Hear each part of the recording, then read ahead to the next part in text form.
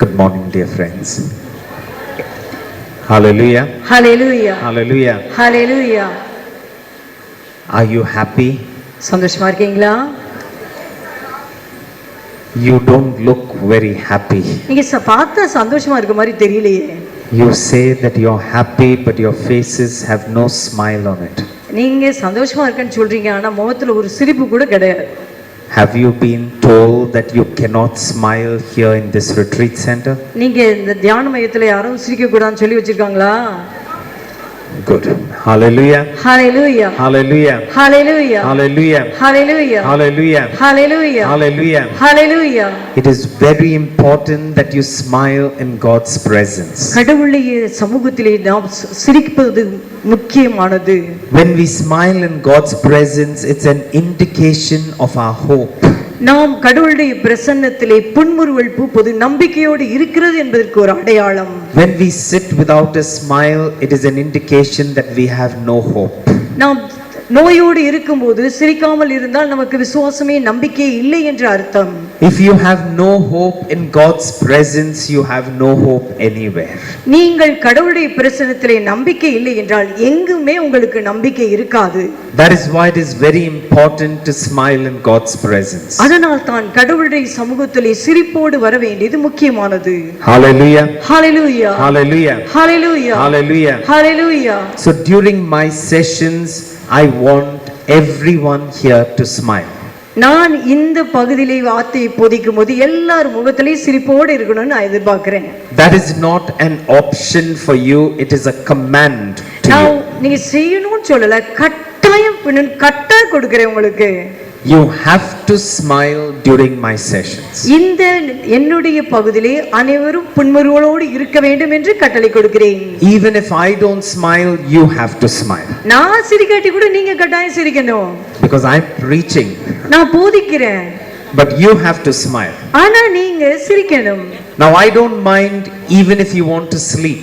நீங்க தூணா கூட எனக்கு கஷ்டம் கிடையாது. You can sleep when I'm preaching. நான் போதிக்கும் போது நீங்க நல்லா தூங்கலாம். The best medicine for people who don't get sleep is a church and a priest. யாருக்கு தூக்கம் வரலையோ அவங்களுக்கு நல்ல இடம் எதுனா ஆலயமும் சாமியாரும் தான். So the moment you see the priest in a church, everyone goes off to sleep. ஆலயத்துல சாமியாரை பார்த்தோனே ஒரு சிலங்க என்ன செஞ்சாங்க, தூங்கி போயிராங்க. So when I'm preaching, if you sleep, I don't mind. நான் போதிக்கும் போது நீ தூங்கினா எனக்கு ஒன்றும் கஷ்டமே கிடையாது. I cannot sleep, at least you sleep. நான் தூங்க முடியாது, நீங்களும் தூங்குறீங்களே பரவாயில்லை.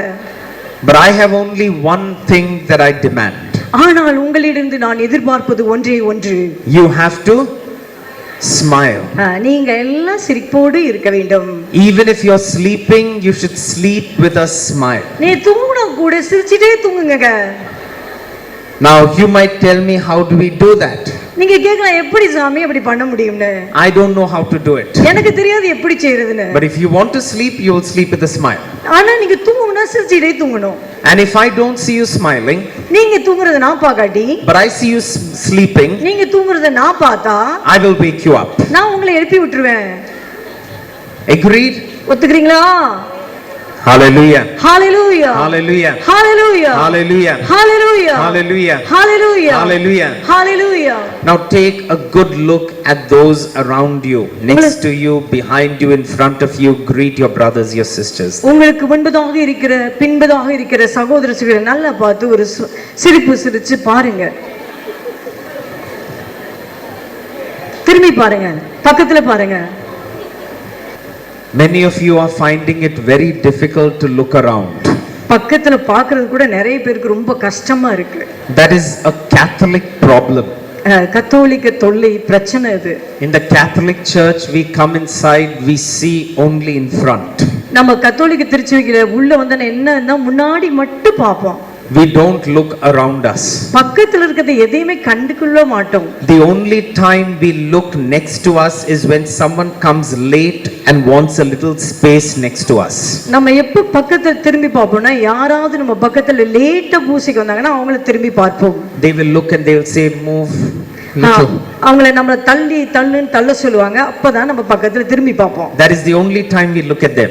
அப்பதான் நம்ம பக்கத்துல இருக்கவள பார்க்கிறோம். And that also we look with anger. அப்பது கூட பார்க்கறப்பட கோவத்தோட தான் பார்க்கிறோம். So it is a very Catholic problem. இது கத்தோலிக்க பிரச்சனை இது.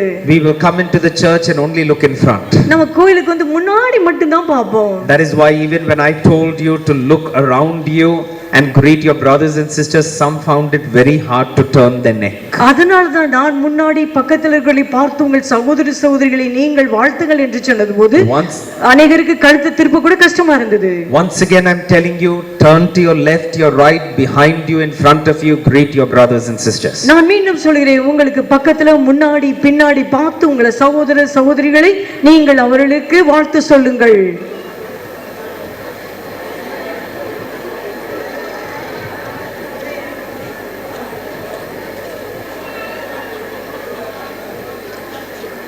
Hallelujah. Hallelujah. Hallelujah. Hallelujah. Now it is wonderful to see your smiles. நீங்கள் சிரிப்பை பார்க்க ரொம்ப நல்லா இருக்கு. Because you've not done this before. நீங்க அதுக்கு முன்னாடி இப்படி செய்யல. You're not used to this. நீங்க உங்களுக்கு அது பழக்கமே இல்ல. That is why now your smile is coming because you're a little shy. இப்போ உங்க சிரிப்பு வருதுன்னா நீங்க கொஞ்சம் வெட்கப்படுறீங்க. Hallelujah. Hallelujah. Hallelujah. Hallelujah. Hallelujah. Hallelujah. But there is a reason why I asked you to look next to your brothers, your sisters. உங்கள் சகோதர சகோதரிகள் பக்கத்தில் இருப்பதை பார்க்க சொன்னதற்கு ஒரு காரணம் உண்டு. Because these people are going to be very important to your blessing today. உங்களுடைய ஆசீர்வாதத்திற்கு இன்று அவர்கள் முக்கியமானவர்களாய் இருக்கின்றார்கள். When you are sitting next to someone, you are sharing the faith of that person. நீங்கள் ஒருவருக்கு பக்கத்தில் இருக்கும்போது அவருடைய விசுவாசத்தை பகிர்ந்து கொள்கிறீர்கள். Next to around us, all of us have this very special spiritual aura that is there around us. நம்மை சுற்றி ஒரு ஆவிக்குரிய இணைப்பு ஒற்றுமையிலே இருக்கின்றோம். So the person next to us feels that power. அதனால் நம் அருகில் உள்ளவர் அந்த வல்லமையை உணர்கின்றார். So all those people seated next to you are going to be very important for your blessing today. இன்றைய உங்களுடைய ஆசீர்வாதத்திற்கு உங்கள் அருகில் இருக்கிறவர்கள் மிகவும் முக்கியமானவர்களாக இருக்க போகிறார்கள். So today if you get healed, it is because of your brother, your sister next to you. நீங்கள் இன்று சுகம் பெற போகிறீர்கள் என்றால் உங்களுக்கு பக்கத்தில் இருக்கிற சகோதரனோ சகோதரி வழியாக தான் பெற போகிறீர்கள். And if you don't get healed, நீங்கள் சுகம் பெறவில்லை என்றால் that is also because of that brother, sister next to you. அதுக்கு காரணம் கூட உங்க பக்கத்தில் இருக்க சகோதர சகோதரி தான். That is why I told you to look who is sitting next to you. அதனால தான் உங்க பக்கத்துல யார் இருக்காங்கன்னு உங்களை பார்க்க சொன்னேன். But we take the faith of the person next to us. நம் பக்கத்தில் இருக்கிறவருடைய விசுவாசத்தை நாம் எடுத்துக்கொள்கின்றோம். And that is how we receive blessings. அதனால தான் ஆசீர்வாதத்தை பெற்றுக்கொள்கிறோம். Hallelujah. Hallelujah. Hallelujah. Hallelujah. That is why a Christian should never pray alone. அதனால தான் ஒரு கிறிஸ்தவன் தனியாக ஜெபிக்க கூடாது. Don't sit in one corner of the hall and pray all by yourself. ஒரு ஹால்ல மூலையில உட்கார்ந்துட்டு தனியா அதனால நீங்க ஜெபிக்காதீங்க. Because when you're doing that, you're praying all by yourself, you're praying alone. நீங்கள் தனியாக அப்படி ஜெபிக்கும்போது நீங்கள் மட்டும் கடவுளிடம் ஜெபிக்கிறீர்கள். But we are a Christian community. ஆனால் நாம் கிறிஸ்தவ சமூகம். We pray together. நாம் ஒன்றாக ஜெபிக்கின்றோம். And if I don't have much faith, I'm taking the faith of my brother, my sister next to me. எனக்கு விசுவாசம் இல்லை என்றால் என் பக்கத்தில் இருக்க சகோதர சகோதரியுடைய விசுவாசத்தை நான் பெற்றுக்கொள்கின்றேன். And it is very important for my healing and blessing. என்னுடைய ஆசீர்வாதத்திற்கும் சுகத்திற்கும் அது மிகவும் முக்கியமானது. Hallelujah. Hallelujah. Hallelujah. Hallelujah. Hallelujah. Hallelujah. Hallelujah. Hallelujah. Hallelujah. Hallelujah. Hallelujah. Hallelujah. And together we are praying for God's mercy. நாம் கடவுளுடைய இரக்கத்திற்காக அனைவரும் சேர்ந்து ஜெபிக்கின்றோம். Not individually, but we are praying together for God's mercy. கடவுளுடைய இரக்கத்தை தனியாக அல்ல சேர்ந்து ஜெபிக்கின்றோம். Hallelujah. Hallelujah. Hallelujah. Hallelujah. Hallelujah. Hallelujah. Hallelujah. Hallelujah. Thank you, Jesus. Thank you, Jesus. Praise you, Jesus. Praise you, Jesus. Hallelujah. Hallelujah. Hallelujah. Hallelujah. Hallelujah. Hallelujah. tomorrow we celebrate the feast of God's mercy. நாளைக்கு நாம் கடவுளுடைய இரக்கத்தை கொண்டாடுகின்றோம். It is one of the most loved feasts in the church. கத்தோலிக்க திருச்சபையிலே மிகவும் விரும்பிய அன்பின் நாள் திருநாள் அது. Where God pours out his mercy. கடவுள் அவருடைய இரக்கத்தை ஊற்றுகிற நாள் அது. And we receive his mercy. அவருடைய இரக்கத்தை நாம் பெற்றுக்கொள்கின்றோம். Hallelujah. Hallelujah. Hallelujah. Hallelujah. Hallelujah. Hallelujah. It is a very special moment for us. நமக்கு அது விசேஷித்த நேரம் அது. But we should understand what that means also. அது என்ன என்று நாம் முதலில் புரிந்து கொள்ள வேண்டும். What does God's mercy mean? கடவுளுடைய இரக்கம் என்றால் என்ன? What kind of impact does God's mercy have upon us? அந்த இரக்கம் என் வாழ்விலே என்ன பாதிப்பை கொண்டு வருகிறது? Hallelujah. Hallelujah. Hallelujah. Hallelujah. Are you smiling? சிரிக்கிறீங்களா? You're saying yes? You're lying to me? பொய் சொல்றீங்க எல்லாரும். You're not smiling and saying yes. நீங்க சிரிச்சிட்டே சொல்லல. Praise the Lord. Praise the Lord. Hallelujah. Hallelujah. Don't worry. Priest will be there for confession. Because you lied, you can go for confession again. கவலைப்படாதீங்க, உங்களுக்கு பாவம் செய்வதற்காக குருக்கள் இருக்கிறார்கள். நீங்கள் போய் சொல்லிட்டு பாவம் பண்ணிக்கலாம். Hallelujah. Hallelujah. Hallelujah. Hallelujah. Hallelujah. Hallelujah. Hallelujah. Hallelujah. So these couple of days we are praying for God's mercy. இந்த சில நாட்களாக நாம் ஆண்டவருடைய இரக்கத்திற்காக ஜெபிக்கின்றோம். God's mercy is not merited. கடவுளுடைய இரக்கம் நமக்கு பெறுவதற்கு தகுதி அல்ல. God's mercy cannot be demanded. கடவுளிடம் நாம் கேட்டு அதை கொடுக்க வேண்டும் என்று கட்டாயப்படுத்த முடியாது. You have come here to this retreat center. நீங்கள் இந்த தியான இல்லத்திற்கு வந்திருக்கின்றீர்கள். I'm sure that you've come from very far away. எனக்கு நிச்சயமாக தெரியும் நீங்கள் தூரத்திலிருந்து வந்திருக்கின்றீர்கள். How many of you have traveled at least 1 hour to come here? Can you raise your hands? இந்த இடத்துக்கு 1 மணி நேரமாவது பயணம் செய்து வந்தவங்க எல்லாரும் கையை தூக்குங்க. Oh, nearly everyone. எல்லாரும் தூரத்துல தான் வந்திருக்கீங்க. Praise the Lord. Praise the Lord. Hallelujah. Hallelujah. Hallelujah. Hallelujah. So you've made a lot of effort to come here. நீங்கள் अनेक முயற்சி எடுத்து இங்க வந்திருக்கின்றீர்கள். And you're going to spend 1 day over here. இங்க யாரும் ஒரு நாள் முழு நாளும் இருப்பதில்லை. It is going to get very hot. இது சூடாக போகிறது. This is not yet hot. இன்னும் அவ்வளவு சூடாகல. After some time those fans will not be enough for you. கொஞ்ச நேரத்துக்கு அப்புறம் அந்த ஃபேன் கூட பத்தாது நமக்கு சூடுனால. When I told one of my friends who is from Chennai but he's staying in Australia, I told him that I'm going to your hometown tomorrow. நான் ஆஸ்திரேலியாவில் இருக்கக்கூடிய அவர் சென்னை சார்ந்தவர், ஆஸ்திரேலியாவில் இருக்கிற அவரிடம் சொன்னேன் நான் உங்க சொந்த ஊருக்கு போகிறேன் என்று அவரிடம் சொன்னேன். He told me, Father, go and fry an egg over there. அவர் சொன்னார் அங்கே போய் முட்டை வறுத்த மாதிரி ஆயிட்டு வந்துருங்கன்னு சொன்னாரு. Because that is how hot it will be. சூடு எப்படி இருக்குன்னு அவர் அப்படிதான் சொன்னாரு. So you are here now. After some time, don't worry, you will get fried also. நீங்க கவலைப்பட வேண்டாம், கொஞ்ச நேரத்துல நீங்களும் வறுத்து எடுக்கப்படுவீர்கள். One full day in this retreat center. ஒரு முழு நாள் இந்த தியான இல்லத்திலே. You traveled 1 hour and you came. நீங்க ஏற்கனவே 1 மணி நேரத்துக்கு முன்னதாக பயணித்திருக்கிறீர்கள். In the evening, many of you will travel 1 hour and go back also. அநேகர் மீண்டுமாய் கூட 1 மணி நேரத்துக்கு மேலாக மாலையில் பயணம் செய்வீர்கள். I'm sure that you've come here with some expectation. நீங்கள் எதிர்பார்ப்போடு இந்த இடத்திற்கு வந்திருக்கிறீர்கள் என்று நம்புகிறேன். That my God will bless me. என்னுடைய கடவுள் என்னை ஆசீர்வதிப்பார். My God will bless my family. என்னுடைய கடவுள் என் குடும்பத்தை ஆசீர்வதிப்பார். My God will heal me. என் கடவுள் என்னை சுகப்படுத்துவார். My God will heal my family. என் கடவுள் என் குடும்பத்தை சுகமளிப்பார். How many of you have come here expecting that after you've come all the way over here, God is going to bless you? Can you raise your hands? அதிக தூரத்தை இப்படிப்பட்ட எதிர்பார்ப்போடு எத்தனை பேர் இந்த நம்பிக்கையோடு இங்கு வந்திருக்கின்றீர்கள்? Hallelujah. Hallelujah. Hallelujah. Hallelujah. All these people who are raising your hands, கைகளை உயர்த்துற நீங்கள் அனைவரும், you have gone against the very main reason, you've gone against the main idea of the divine mercy. இறை இரக்கத்தினுடைய தியானத்துடைய இறை இரக்கத்துக்கு எதிராக நீங்கள் போயிருக்கிறீர்கள். Because now you are sitting over here in the belief that because I made an effort to come here, Jesus will give me my blessing. நீங்கள் நம்புகிறீர்கள் நான் முயற்சி செய்து இங்கு வந்ததனால் கடவுள் என்னை ஆசீர்வதிப்பார் என்று நம்புகின்றீர்கள். You are not asking for mercy here. நீங்கள் ஆண்டவரிடம் இரக்கத்தை கேட்கிறீர்கள். You are demanding for your right. உங்களுடைய உரிமையை கேட்கிறீர்கள். I came all the way from Chennai.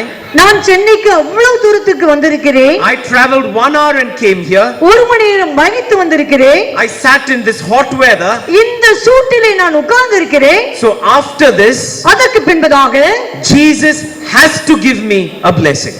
இயேசு என்னை கட்டாயமாக ஆசீர்வதிக்க வேண்டும். You are not looking for mercy. நீங்கள் கடவுளுடைய இரக்கத்தை எதிர்பார்க்கவில்லை.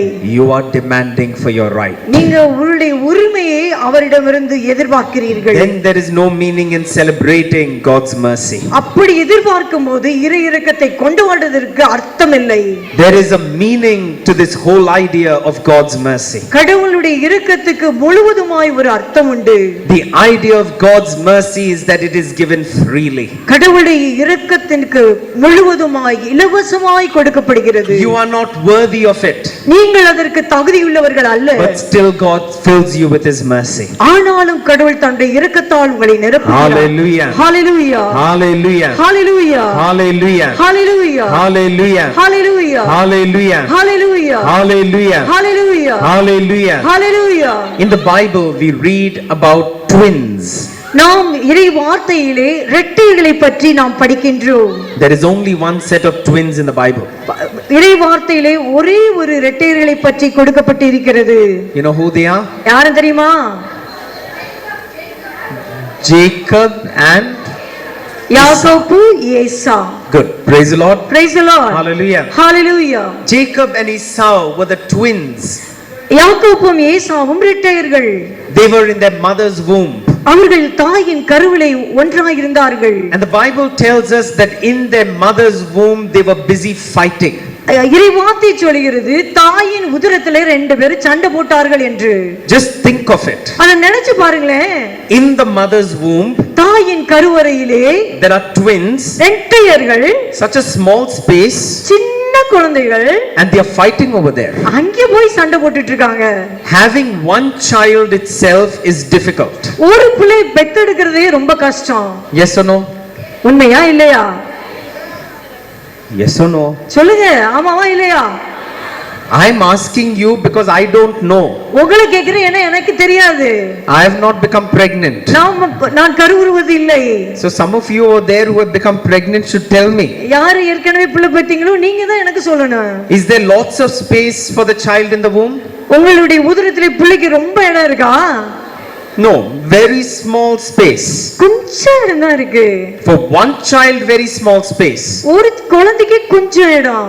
Now here there are two children. இங்க ரெட்டை பிள்ளைங்க. Now if they behave well inside, it's okay. அவங்க ரெண்டு பேரும் உள்ள ஒழுங்கா இருந்தா சரிதான். These are fighting in the mother's womb. தாயின் உதரத்திலே ரெண்டு பேரும் சண்டை போடுகிறார்கள். That poor mother. பாவம் அம்மா. Very surprising she lived. ஆனா அந்த அம்மா ஆச்சரியம் தான் உயிரோடு இருந்துட்டாங்க. But the word tells us when they are born. இறை வார்த்தை சொல்கிறது அவர்கள் பிறந்தபோது. How do the children come out? எப்படி வெளியிலே வந்தார்கள்? Yes, you see Jacob is holding the leg of Esau. யாக்கோபு ஏசாவுடைய காலை பிடித்துக் கொண்டு வந்தான் என்று இறை வார்த்தை சொல்கிறது. Why is Jacob holding the leg of Esau? யாக்கோபு ஏன் ஏசாவுடைய கால்களை பற்றிக் கொண்டே வந்தான்? Equal, he wants to be equal. Is that the reason? சகோதரனுக்கு சரியா இருக்கணுங்கிறதுக்காக காலை பிடிச்சானா? Does he want to be equal? சமமாக இருக்க வேண்டும் என்பதற்காக காலை பிடித்துக் கொண்டானா? He wants to be greater, not equal. அவன் சமமாக இல்ல, அவனை விட உயர்ந்திருக்க வேண்டும் என்று விரும்பினான். The fight in the mother's womb is to see who is greater. யார் பெரியவர்கள் என்பதுதான் தாயின் உதரத்திலே ஏற்பட்ட சண்டைக்கு காரணம். Because according to the Israelite tradition, the elder child is considered more important than the younger. இஸ்ரவேல் வழக்கத்தின்படி மூத்த மகனே இளையவனை விட சிறந்தவனாக கருதப்பட்டார்கள். Sometimes nowadays also it is the same. இப்போ கூட இது மாதிரி தான் நடந்து கொண்டு வருகிறது. The first son always gets everything. முத பிள்ளைக்கு எல்லாமே கிடைச்சிருது. poor youngest children, பாவம் பின்னாடி வர சின்ன பிள்ளைங்களா, they don't get anything. ஒண்ணுமே கிடைக்க மாட்டேங்குது. I'm the youngest in my house. நான் தான் எங்க வீட்ல சின்ன பிள்ளை. Hallelujah. Hallelujah. Hallelujah. Hallelujah. Hallelujah. Hallelujah. Hallelujah. Hallelujah. Hallelujah. Hallelujah. But there the word tells us that Jacob did not want Esau to be first. ஆனால் இறைவார்த்தை சொல்கிறது யாக்கோபும் அவன் முதலில் வருவதை விரும்பவில்லை என்று. And that is why he was having that battle with Esau. அதனால் தான் ஈசாவோடு கூட அவன் யுத்தம் செய்தான். And who does God choose? கடவுள் யாரை தேர்ந்தெடுத்தார்? God chooses Jacob. What wrong did Esau do? ஏசா என்ன தப்பு பண்ணா? What is that? Blessing. Blessing, yes. But what wrong did Esau do? ஏசா என்ன தவறு செய்தான்? He didn't do anything wrong. அவன் எதுமே தப்பு பண்ணல. Praise the Lord. Praise the Lord. Hallelujah. Hallelujah. Hallelujah. Hallelujah. Hallelujah. Hallelujah. Esau did not do anything wrong. ஏசா எந்த தவறும் செய்யவில்லை. But God chose Jacob. ஆனால் ஆண்டவர் யாக்கோபை தேர்ந்தெடுத்தார். You know, for many years I found it very difficult to accept this. இதை ஏற்றுக்கொள்ள எனக்கு அதிக நாட்கள் எடுத்தது. Because I thought it was so unfair. நான் நினைத்தேன் அது சரியல்ல என்று. Jacob cheats his brother.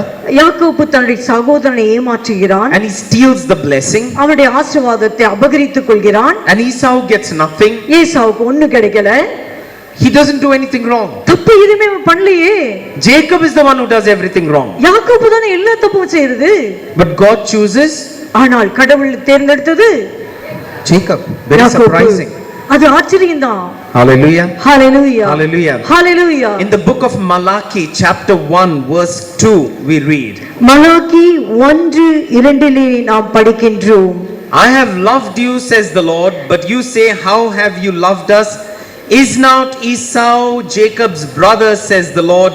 Yet I have loved Jacob, but I hated Esau. Malachi 1:2 சொல்கிறது, உங்களுக்கு நான் அன்பு காட்டினேன் என்று ஆண்டவர் சொல்கிறார். நீங்களோ எங்களுக்கு நீர் எவ்வாறு அன்பு காட்டினீர் என்று கேட்கிறீர்கள். யாக்கோபுக்கு ஏசா உடன்பிறப்பு தான், ஆயினும் யாக்கோபுக்கென்றோ நான் அன்பு காட்டினேன், ஆனால் ஏசாவை வெறுத்தேன். And why does God do that? ஏன் கடவுள் அப்படி செய்தார்? It says in Exodus chapter 33 verse 19. விடுதலை பயணம் 33:19 சொல்கிறது. He says, I will be gracious to whom I want to be gracious. I will show mercy on whom I will show mercy. நான் யாருக்கு இரக்கம் காட்ட விரும்புகிறேனோ அவர்களுக்கு நான் பரிவு காட்டுவேன். யார் யாருக்கு இரக்கம் காட்ட விரும்புகிறேனோ அவர்களுக்கும் இரக்கம் காட்டுவேன். இரக்கம் காட்டுவேன் என்று ஆண்டவர் சொல்கிறார். There is no particular reason. அதற்கு ஒரு குறிப்பிட்ட காரணம் கிடையாது. God says, I will be merciful to whom I want to be merciful. Exodus chapter 33 verse 19. விடுதலை பயணம் 33:19 சொல்கிறது, நான் யாருக்கு பரிவு காட்ட விரும்புகிறேனோ அவர்களுக்கு நான் பரிவு காட்டுவேன் என்று கடவுள் சொல்கிறார். Hallelujah. Hallelujah. Hallelujah. Hallelujah. Hallelujah. Hallelujah. Hallelujah. Hallelujah. So why did God choose Jacob over Esau? ஏசாவுக்கு பதிலாக ஏன் கடவுள் யாக்கோபை தேர்ந்தெடுத்தார்? There was no reason. அதற்கு காரணமே இல்லை. God said, I wanted to show mercy, I will show mercy. Who are you to ask? நான் யாருக்கு இரக்கம் காட்ட விரும்புகிறேனோ அவர்களுக்கு நான் இரக்கம் காட்டுகிறேன். நீ கேட்பதற்கு நீ யார்? And that is how we come into God's presence. நாம் கூட அப்படித்தான் கடவுளுடைய பிரசன்னத்திலே வருகின்றோம். That is how we celebrate mercy. நாம் இப்படித்தான் இரக்கத்தை கொண்டாடுகிறோம். That is how we celebrate this feast. இந்த திருநாளை இப்படித்தான் கொண்டாடுகிறோம். Not because of what we have done. நாம் எது செய்தோம் என்பதனால் அல்ல. But because of who he is. அவர் யாராய் இருக்கிறாரோ அதனால். That he is merciful. Our இரக்கமுள்ளவர். Hallelujah. Hallelujah. Hallelujah. Hallelujah. So many of you have come here. அநேகர்கள் இங்கு வந்திருக்கின்றீர்கள். There are many people who have not come here. அநேகர் இங்கு வரவில்லை. Today is a Saturday. இன்று சனிக்கிழமை. Many people are enjoying themselves. அநேகர் தங்களுடைய வாழ்க்கையிலே சந்தோஷமாக என்ஜாய் பண்ணி கொண்டு இருக்கிறார்கள். They are sitting in cooler places. அவர்கள் குளிர்சாதன பெட்டிகளுக்குள்ளே எங்கு குளிராக உள்ளதோ அங்கு அமர்ந்திருக்கிறார்கள். They will eat better food. நல்ல சாப்பாடு சாப்பிடுவாங்க. I don't know what food you're going to get here. உங்களுக்கு இன்னைக்கு என்ன சாப்பாடு கிடைக்குமோ எனக்கு தெரியாது. I hope you will get something. ஏதோ உங்களுக்கு கிடைக்கும் நான் நம்புறேன். For all you know, Father will tell you it is fasting prayer today. இன்னைக்கு ஒருவேளை ஃாதர் வந்து சொல்வாரு இன்னைக்கு உபவாசம் என்று சொன்னாலும் சொல்லலாம். But there are many people who haven't come for this service. ஆனால் அநேகர் இங்கு அங்கிருந்து வரவில்லை. They are sitting very nicely at home. அநேகர் தங்கள் வீட்டிலே அமர்ந்திருக்கிறார்கள். They are enjoying themselves at home.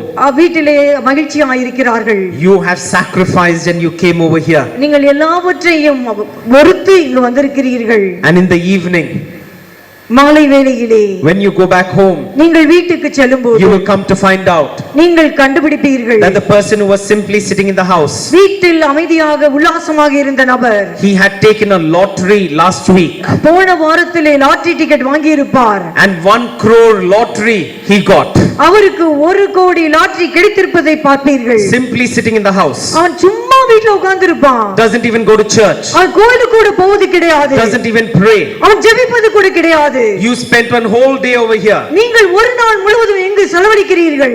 No 1 crore came to you. உங்களுக்கு 1 கோடி வரவே இல்ல. But after some time the collection box will come to you. ஆனா கொஞ்ச நேரத்துக்கு அப்புறம் உங்களுடைய உண்டி பெட்டி தான் உங்க பக்கத்துல வரும். Nothing will come into your pocket, it will only go out of your pocket. உங்க பாக்கெட்டுக்குள்ள ஒண்ணு வராது, உங்க பையில இருந்து தான் வெளியில போகும். And you will go home and say that person didn't do anything. நீங்கள் வீட்டுக்கு போய் சொல்வீர்கள் அந்த நபர் ஒன்றும் செய்யவில்லை. I did everything here. நான் எல்லாமே இங்க செஞ்சேனே. Why Jesus have you not given me my blessing? ஏன் நான் இயேசு எனக்கு என் ஆசீர்வாதத்தை கொடுக்கவில்லை? The Lord will say, I will be merciful to whom I want to be merciful. ஆண்டவர் சொல்வார் நான் யாருக்கு இரக்கம் காட்ட விரும்புகிறேனோ அவர்களுக்கு பரிவு காட்டுவேன். That is celebration of the divine mercy. அதுதான் இறை இரக்கத்தின் அர்த்தம் பொருள். We do not merit anything. நமக்கு பெறுவதற்கு எதற்கும் தகுதி இல்லை. We receive what he gives. அவர் எதை கொடுக்கிறாரோ அதை பெற்றுக்கொள்கிறோம். Hallelujah. Hallelujah. Hallelujah. Hallelujah. Hallelujah. Hallelujah. Hallelujah. Hallelujah. Hallelujah. Hallelujah. Dear brothers and sisters, this celebration of the divine mercy is not a new feast. பிரியமான சகோதர சகோதரிகளே, இறை இரக்கத்தை கொண்டாடுவது புதிய திருநாள் அல்ல. Nowadays we speak about Saint Faustina and the divine mercy. இப்பொழுது இந்த காலகட்டத்திலே இறை இரக்கத்தை பற்றி பேசும்போது மரிய பௌசனாவை பற்றி பேசப்படுவது உண்டு. But it is not a new feast. இது புதிய திருநாள் அல்ல. All through the Bible God speaks about his mercy.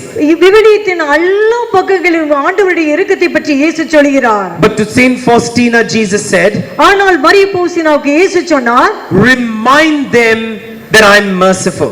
அவர்களுக்கு ஞாபகப்படுத்து நான் இரக்கமுள்ளவன் என்று. Remind the people that I am merciful. நான் இரக்கமுள்ள கடவுள் என்று அவர்களுக்கு ஞாபகப்படுத்து.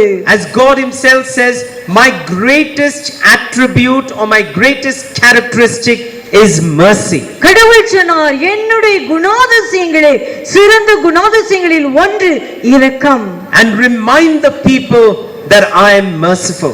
மக்களுக்கு சொல் நான் இரக்கமுள்ள கடவுள் என்று ஞாபகப்படுத்து என்று சொன்னார். When do you need to remind someone something? நாம் யாருக்கு எப்போது ஞாபகப்படுத்துகிறோம்? When do we need to remind someone about something? எதை பற்றி யாருக்கு எப்போது எதை ஞாபகப்படுத்த வேண்டும்? Hallelujah. Hallelujah. Hallelujah. Hallelujah. Are you awake? தூங்குறீங்களா முழிச்சிருக்கீங்களா? You already started sleeping? ஏற்கனவே தூங்க ஆரம்பிச்சிட்டீங்களா? Hallelujah. Hallelujah. Hallelujah. Hallelujah. I don't mind if you're sleeping, you sleep. நீங்க தூங்குனா சும்மா தூங்க. You're smiling? சிரிக்கிறீங்களா? Turn next to you and see if your brother, your sister who is sleeping is smiling. பக்கத்துல தூங்குற சகோதர சகோதரி சிரிச்சிட்டு தூங்குறாங்களான்னு பாருங்க. பக்கத்துல பாருங்க. Don't wake them up. நீங்க எழுப்பவே வேண்டாம். I only asked you to look. நான் பார்க்க தான் உங்களுக்கு சொன்னேன் பக்கத்துல. You should not wake them up. அவங்களை எழுப்பவே கூடாது. Because many people come to my retreats அநேக மக்கள் என்னுடைய தியானத்துக்கு வருகிறார்கள் with one major problem. அவங்க வரும் பெரிய கஷ்டம் ஒரு கஷ்டம். They have sleeplessness.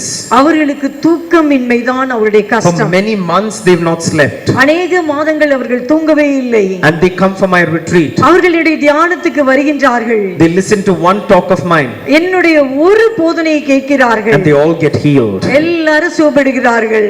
So if the person next to you has got healed, don't disturb them. They are enjoying healing.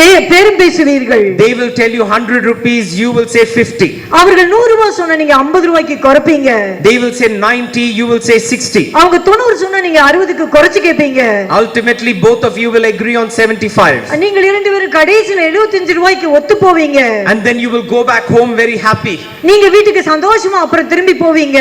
I bargained very well. நான் நல்லா பேரம் பேசிட்டேன். I got 25% discount. எனக்கு 25% டிஸ்கவுண்ட் கிடைச்சிருச்சு. Sometimes we come to church in the same way. நான் இப்படி தான் ஆலயத்திற்கு வருகின்றோம். I will come here after fasting. நான் உபவாசத்தோடு இந்த ஆலயத்திற்கு வருவேன். I will come here all the way from Chennai. சென்னையிலிருந்து இவ்வளவு தூரம் நான் வருவேன். And I will bargain it with God. நான் கடவுளோடு கூட சமரசம் செய்வேன். And ultimately I will get a blessing. அதற்கு பிறகு கடைசியில் கடவுள் இந்த ஆசீர்வாதத்தை பெறுவேன். Because God saw all my sacrifice and gave me this. கடவுளுடைய எல்லா தியாகங்களை பார்த்து இந்த ஆசீர்வாதத்தை கொடுக்கின்றார். Don't bargain with God. கடவுளோடு பேரம் பேசாதீர்கள். Come to receive his mercy. அவருடைய இரக்கத்தை பெற்றுக்கொள்ள வாருங்கள். Where you look at the Lord and you tell him, Lord, have mercy on me. ஆண்டவரை பார்க்கும்போது ஆண்டவரே என் மீது இரக்கமையும் என்று ஜெபியுங்கள். I have done nothing great by coming here. நான் இங்கு வந்தது நிமித்தம் எதுவும் பெரிதாய் செய்து விடவில்லை. I have made no sacrifice by coming here. இங்கு எந்த தியாகம் செய்து நான் வரவில்லை ஆண்டவரே.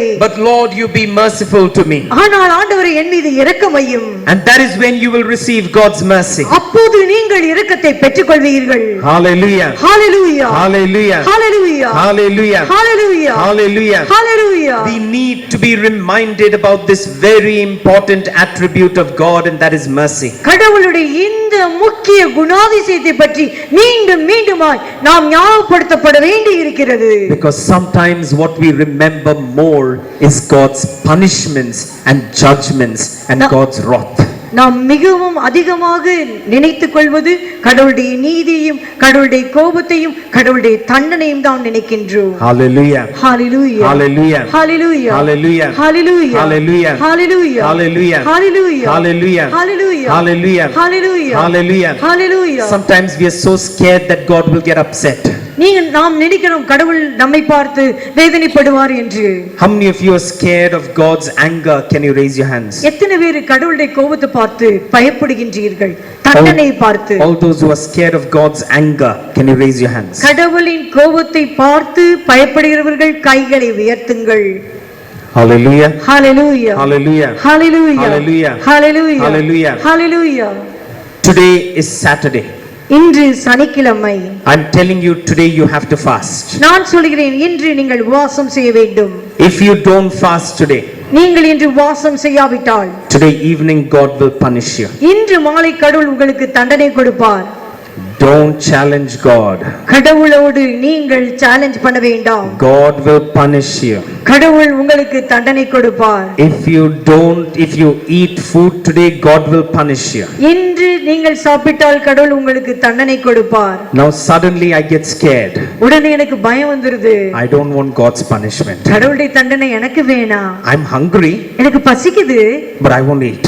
ஆனா நான் சாப்பிட மாட்டேன். Because God will get angry. ஆனா கடவுள் கோபம் வந்துரும்ல. That father said that God will get angry. தந்தை சொன்னார்கள் கடவுளுக்கு கோபம் வரும் என்று. So now I'm busy trying to make God happy. அதனால் நான் கடவுளை சந்தோஷப்படுத்த முயற்சி செய்து கொண்டிருக்கின்றேன். What relationship that is? அந்த உறவுக்கு பேர் என்ன? That is not a relationship of love. அது அன்பின் உறவு அல்ல. That is not a relationship of mercy. அது இரக்கத்தின் உறவு அல்ல. Hallelujah. Hallelujah. Hallelujah. Hallelujah. Hallelujah. Hallelujah. Hallelujah. Hallelujah. Hallelujah. Hallelujah. Hallelujah. Hallelujah. Hallelujah. Hallelujah. That is why we should never forget the greatest attribute of God is mercy. அதனால் தான் நாம் எப்பொழுதும் மறக்கவே கூடாது கடவுளுடைய பேரதிசயம் குணம் இரக்கம் என்று. We come to a God who is sitting on the mercy seat. இரக்கத்தின் அரியணையில் அமர்ந்திருக்கிற கடவுளிடம் நாம் வருகிறோம் என்று நினைத்து பார்க்க வேண்டும். We read about the mercy seat in the scriptures. நாம் இறை வார்த்தையிலே இறை இரக்க அரியணை பற்றி படிக்கின்றோம். In Exodus chapter 25 verse 17. விடுதலை பயணம் 25:17 படிக்கின்றோம். In the ark of the covenant there is a seat called God's mercy seat. இறை இரக்கத்தின் பேழையிலே கடவுளுடைய இறை இரக்கத்தின் அரியணை உண்டு. God sits on that seat of mercy. இறை இரக்கத்தின் அரியணையிலே கடவுள் அமர்கின்றார். And God gives out mercy. இரக்கத்தை ஊற்றுகின்றார். That is the God we worship. அப்படிப்பட்ட கடவுளைத்தான் நாம் வணங்குகின்றோம். That is the God we love. அப்படிப்பட்ட கடவுளைத்தான் நாம் அன்பு செய்கின்றோம். That is the God we look up to. அப்படிப்பட்ட கடவுளைத்தான் நாம் பார்க்கின்றோம். The one who sits on his seat of mercy. அவருடைய இறை இரக்கத்தின் அரியணையில் அமர்கின்ற கடவுள். And he gives out mercy to everyone. எல்லாருக்கும் இரக்கத்தை ஊற்றுகின்ற கடவுள். Irrespective of who we are. நாம் எப்படிப்பட்டவர்களாய் இருந்தாலும் கொடுக்கின்றார். Irrespective of what our life has been. நாம் வாழ்க்கை எப்படிப்பட்டதாக இருந்தாலும் ஊற்றுகின்றார். He pours out his heart of mercy. அவருடைய இரக்கத்திலிருந்து இரக்கத்தை ஊற்றுகின்றார். For the person who is sitting here looking and listening to this talk with a very good intention. இங்கு அமர்ந்து இந்த நற்செய்தியை கேட்கிற நல்ல எண்ணத்தோடு அமர்ந்திருக்கிற ஒவ்வொருவரிடமும், And also to the person who is sleeping all through this talk. இந்த நற்செய்தியின் பொழுது தூங்குகிற நபரிடம் கூட God is merciful to both. கடவுள் இரண்டு பேருக்கும் இரக்கமாய் இருக்கின்றார். For the person who has come here அந்த இங்கு வந்திருக்கிற நபருக்கும், and the person who is out there in the streets and not coming to church, God is merciful to all. தெருவிலே அமர்ந்து கொண்டு ஆலயத்துக்கு வராத நபரிடம் கூட கடவுள் இரக்கமாய் இருக்கிறார். Hallelujah. Hallelujah. Hallelujah. Hallelujah. Hallelujah. Hallelujah. Hallelujah. Hallelujah. Hallelujah. Hallelujah. Hallelujah. Hallelujah. Hallelujah. Hallelujah. Hallelujah. Hallelujah. Hallelujah. Hallelujah. Psalm 25 verse 6 we read, திருப்பாடல் 25:6 சொல்லுகின்றது, O God, be merciful, be mindful of your mercy. ஆண்டவரே உமது இரக்கத்தை நீ நிறைவு கூரும் ஆண்டவரே. Hallelujah. ஹalleluya. Psalm 25 verse 6. ஆண்டவரே உமது இரக்கத்தையும் உமது பேரன்பையும் நினைத்தருளும். Lord, be mindful of your mercy. ஆண்டவரே உமது இரக்கத்தை நினைத்தருளும். Lord, I've come into your presence seeking your mercy. ஆண்டவரே உமது பிரசன்னத்திற்கு உமது இரக்கத்தை நாடி வந்திருக்கின்றேன். That is how God was with the people of Israel. இஸ்ரவேல் மக்களோடு கூட கடவுள் அப்படித்தான் இருந்தார். If there was one set of people who were ungrateful to God, it was the people of Israel. கடவுளுக்கு நன்றியற்ற மக்களாக இருந்தார்கள் என்றால் அது இஸ்ரவேல் மக்கள்தான். Time and again they forgot that God's attribute was mercy. அநேக முறை இந்த மக்கள் கடவுளுடைய குணாதிசயம் இரக்கம் என்பதை மறந்து போனார்கள். They complained against God. கடவுளுக்கு எதிராக முணுமுணுத்தார்கள். Whenever they saw a problem, they complained against God. எப்பொழுதெல்லாம் தொந்தரவு சச்சரவு வந்ததோ கடவுளுக்கு எதிராக முறையிட்டார்கள். When they saw the Red Sea, they complained against God. அங்கு இறப்பு கடலை கண்டபோது அவளுக்கு எதிராக முறையிட்டார்கள். They were staying in slavery in Egypt. அடிமையாக எகிப்திலே மீட்டார். God told them that he will give them the promised land. கடவுள் சொன்னார் வாக்களித்த நாடை அவர்களுக்கு தருவதாக சொன்னார். They stepped outside. அவர்கள் வெளியில் வந்தார்கள். And they started facing challenges. அப்பொழுது அவர்களுக்கு தொந்தரவுகள் வந்தன. They had the whole sea in front of them. அவர்களுக்கு முன்பதாக கடல் பெரியதாக இருந்தது. They felt trapped. அவர்களுக்கு அகப்பட்டு கொண்டதாக பார்த்தார்கள். At that time what did they do? அப்பொழுது என்ன செய்தார்கள்? They complained against God. கடவுளுக்கு எதிராக முறையிட்டார்கள். They grumbled and they said, அவர்கள் முணுமுணுத்து சொன்னார்கள், we were better off in slavery. நாங்கள் அடிமையாய் நன்றாக இருந்தோம். We were better off in Egypt. எகிப்திலே நன்றாக இருந்தோமே. They grumbled against God. கடவுளுக்கு எதிராக முறையிட்டார்கள். And God didn't give up on them. கடவுள் அவர்கள் மீது கொண்டு வந்தார். Hallelujah. Hallelujah. Hallelujah. Hallelujah. Hallelujah. Hallelujah. They came in front of the rock. கடவுளுக்கு ஒரு ராக்குக்கு முன்பதாக பாறைக்கு முன்பதாக வந்தார்கள். They didn't have water to drink. குடிப்பதற்கு தண்ணீர் இல்லை.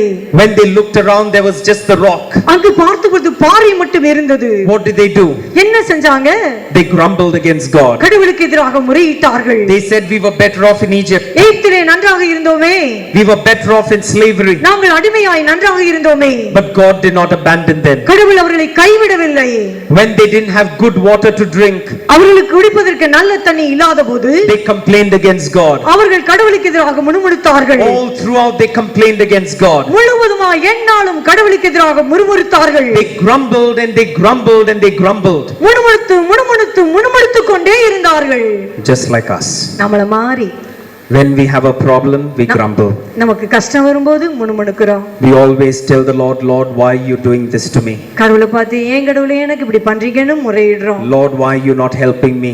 ஏன் ஆண்டவரே எனக்கு உதவி செய்ய மாட்டேங்கன்னு முறையிடுறோம். Lord, I came for the divine mercy feast. நான் டிவைன் மர்சி இரக்கத்தின் தியானத்துக்கு வந்தனே ஆண்டவரேன்னு சொல்றோம். Where is my blessing?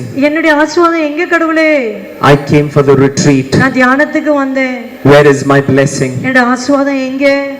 Why is it that I'm praying and I'm not giving any financial blessing? நான் இவ்வளவு ஜெபிக்கிறேன், எனக்கு ஏன் ஒரு பொருளாதார ஆசீர்வாதம் இல்ல? My neighbor doesn't go to church only, என்னுடைய பக்கத்துல இருக்கிற கோயிலுக்கு கூட போறது கிடையாது. but he's getting lots of blessings. ஆனா அவருக்கு அநேக ஆசீர்வாதம் வருதே ஆண்டவரே. We grumble and we grumble just like the people of Israel. இஸ்ரவேல் மக்களைப் போல நாம் எப்பொழுதும் முணுமுணுத்துக் கொண்டே இருக்கின்றோம். But God never abandoned the people of Israel. ஆனால் ஒரு நாளும் கடவுள் இஸ்ரவேல் மக்களை கைவிடவில்லை. Those set of people that grumbled did not deserve any blessings. முணுமுணுத்த மக்களுக்கு இஸ்ரவேல் மக்களுக்கு எந்த ஆசீர்வாதம் பெற தகுதி இல்லை. But God did not deny them blessings. ஆனால் கடவுள் ஆசீர்வாதங்களை அவர்களுக்கு மறுக்கவில்லை. Because he was merciful. ஏனெனில் அவர் இரக்கமுள்ள கடவுள். He was always merciful. அவர் எப்பொழுதும் இரக்கமுள்ள கடவுள். To those who were broken, he was merciful. உடைந்தாருக்கு இரக்கமுள்ளவராயிருந்தார். To those who were sick, he was merciful. நோயுற்றவர்களுக்கு இரக்கமுள்ளவராயிருந்தார். To those who were abandoned, he was merciful. கைவிடப்பட்டவர்களுக்கு இரக்கமுள்ளவராயிருக்கிறார். To those who were sinners, he was merciful. பாவிகளுக்கு அவர் இரக்கமுள்ளவராயிருந்தார். In John chapter 8, when the lady who was caught in adultery was brought to Jesus, யோவான் நற்செய்தி 8வது அதிகாரத்திலே விபச்சாரத்தில் பிடிபட்ட பெண் இயேசுவுக்கு முன்பதாக வந்த பொழுது she was living in sin. பாவத்திலே அவள் வாழ்ந்தாள். She was living a filthy life. அவர்கள் பாவ வாழ்க்கை வாழ்ந்தாள். Everyone held the stones in their hand. எல்லோர் கையிலும் கற்கள் இருந்தன. Because they said the law tells us we can stone her to death. அவர்கள் சொன்னார்கள் இவளை கல்லால் எறிந்து சட்டத்தின்படி கொல்லலாம் என்று. Hallelujah. Hallelujah. Hallelujah. Hallelujah. Hallelujah. Hallelujah. Hallelujah. Hallelujah. Hallelujah. Hallelujah. Hallelujah. Hallelujah. Hallelujah. Hallelujah. Hallelujah. Hallelujah. Hallelujah. Hallelujah. The Lord tells us that we can stone her to death. கடவுள் சொல்கிறார் சட்டம் அவள் மேல் கல்லை எறியலாம் என்று சொல்கிறது. And that was true. அது உண்மை கூடதான். They could stone her to death. அவளை கல்லெறிஞ்சு கொல்லலாம் தான். But what did Jesus show? ஆனால் இயேசு என்ன காட்டினார்? He showed mercy. அவர் இரக்கம் காட்டினார்.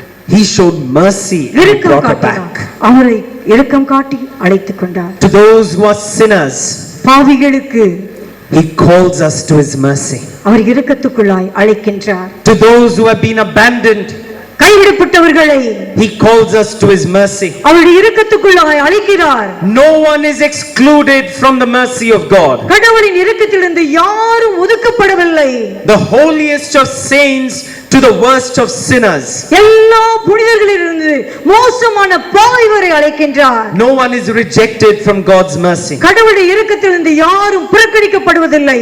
Hallelujah. Hallelujah. That is why Jesus tells Saint Faustina that no one can fathom the depths of my mercy. No one can even imagine the depths of my mercy. அதனால் தான் இயேசு மரிய பவுசேனாவுக்கு சொன்னார் யாரும் என்னுடைய இரக்கத்தின் ஆழத்தை அளக்க முடியாது என்று சொல்கின்றார். Hallelujah. Hallelujah. Hallelujah. Hallelujah. Hallelujah. Hallelujah. Hallelujah. Hallelujah. Hallelujah. Hallelujah. Sometimes we think to ourselves that we have understood God. நாம் சில நேரத்துல நினைக்கிறோம் கடவுளை நல்லா புரிந்து கொண்டதாக. We think that we have understood his mercy. நாம் அவருடைய இரக்கத்தை புரிந்து கொண்டதாக நினைக்கின்றோம். No one can understand God's mercy. ஒருவர் கூட கடவுளுடைய இரக்கத்தை புரிந்து கொள்ள முடியாது. No one can ever feel the depths of his mercy. அவருடைய இரக்கத்தின் ஆழத்தை ஒருவரும் அளக்க முடியாது. You know, when we were in the seminary, நாங்கள் செமினரியிலே படிக்கும் I was பொழுது studying in my first year of seminary, செமினரியிலே நான் முதல் வருடத்தை படித்தபோது and it was the holiday season. அப்பொழுது விடுமுறை நாட்கள் அவை. So we had a very big biogas plant. அங்கு பயோகாஸ் பிளான்ட் என்று பெரிதாக ஒன்று You இருந்தது. know, where you put the cow dung inside and then we connect it to our gas. நமக்கு தெரியும் சாணத்திலிருந்து எடுக்கக்கூடிய மின்சார சக்தி அதை பற்றி அங்கு இருந்தது. So we had to do some repairs for it. அதுக்கு நாங்க கொஞ்சம் ரிப்பேர் வேலை செய்ய வேண்டி இருந்தது. So we got the people to come and take off that lid. அந்த மூடி எடுக்க சொல்லி கொஞ்சம் பேர் கூட்டிட்டு வந்தோம். It's a very huge thing. அது பெரிய மூடி. They come with a crane and they will take it out. அந்த கிரேனை கொண்டுட்டு வந்து அந்த மூடியை கழட்டுவாங்க. and they put it at the side. அப்ப பக்கத்துல வைப்பாங்க. And they were repairing it. அதை ரிப்பேர் பண்ணி கொண்டு இருந்தாங்க. They said it will take 3 days to repair. அவங்க சொன்னாங்க இதை ரிப்பேர் பண்றதுக்கு 3 நாள் ஆகும்னு சொன்னாங்க. So the vice rector of the seminary, அந்த new one of the priests in our seminary, எங்களுடைய செமினரியில் இருக்கக்கூடிய தந்தை, he came to us and he said, அவருக்கு வந்து எங்களிடம் சொன்னார், anyway we took out the lid. என்ன இருந்தாலும் நம்ம மூடியை கழட்டியாச்சு. Now there is cow dung inside that well. அந்த பள்ளத்துக்குள்ள சாணம் உள்ள நிறைய இருக்கு. So he took a stick, அதனால ஒரு குச்சி எடுத்தாரு, a big long stick, பெரிய நீள குச்சி, and he put it inside அது உள்ள போட்டாரு to see how much of depth there is. அது எவ்வளவு ஆழத்துல சாணம் இருக்குன்னு குச்சியை வச்சு பார்த்தாரு. And he saw that it was only 3 meters. அது 3 மீட்டர் தான் இருந்துச்சுன்னு பார்த்தாரு. So he called the brothers, அதனால எல்லா அருட்சகோதரரையும் அழைத்தார். and he told us, என்கிட்ட சொன்னாரு அவரு, see, it is only 3 meters. 3 metre தான் சாணம் இருக்கு. Because anyway that work is going on. என்ன இருந்தாலும் அவங்க வேலை பார்த்துட்டு தான் இருக்காங்க. We will take out all the old cow dung, நாங்க இருக்க எல்லா பழைய சாணத்தை நம்ம எடுத்துருவோம். and then we will buy new fresh cow dung and put it inside. அதுக்கு பின்னாடி புதுசா இருக்க சாணத்தை நம்ம உள்ள கொண்டு வந்து போட்டுலாம். We were around 8 brothers. நான் அப்பொழுது 8 அருட்சகோதரர்கள். All the others had gone home for holidays. மத்தவங்க எல்லாம் வீட்டுக்கு விடுமுறைக்கு போய் விட்டார்கள். So we thought to ourselves, it's only 3 meters. நாங்க நினைச்சோம் 3 மீட்டர் தானே இது. So we started taking it out. அதனால சாணத்தை எடுக்க ஆரம்பிச்சோம். We have to take the bucket and start pulling it out. பக்கெட்டை போட்டு வாளி வழியா அந்த சாணத்தை எடுக்கணும். We pulled out and pulled out and pulled out. சாணியை வாளியை போட்டு எடுத்துக்கிட்டே இருந்தோம். And after 3 meters, 3 மீட்டர் எடுத்த பிற்பாடு we saw something. நாங்க ஒன்னு பார்த்தோம்.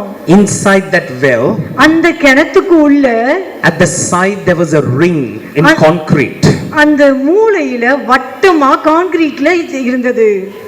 And that priest, when he tried to find out how deep it was, எவ்வளவு ஆழமா இருக்குன்னு அவர் பார்த்த பொழுது, that stick got stuck on that concrete. கிணத்துல இருக்கக்கூடிய அந்த வட்டத்துல இருக்கக்கூடிய கான்கிரீட்ல தான் அவரு தன்னுடைய அந்த குச்சியை வச்சு தொட்டு பார்த்தாரு. He realized that there is more depth to that well. அப்படிதான் அவருக்கு தெரிஞ்சிச்சு இந்த கிணறு இன்னும் ஆழத்துல சாணம் இருக்குன்னு. He took 3 or 4 very very long sticks. அதுக்கப்புறம் 3-4 பெரிய நீல குச்சியை கொண்டுட்டு வந்தாரு. And then he started pushing it into that well. அந்த கிணத்துக்குள்ள போட்டுக்கிட்டே இருந்தாரு.